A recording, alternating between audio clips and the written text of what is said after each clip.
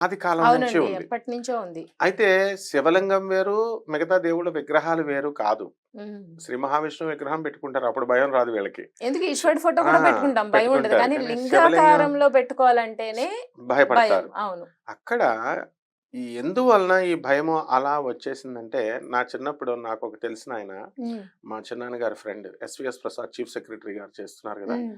ఆయన వాళ్ళ ఫ్రెండు నీలకంఠం అని ఉండేవాడు.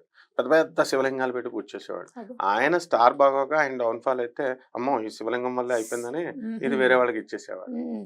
అట్లా నేను చాలా మందిని చూశాను.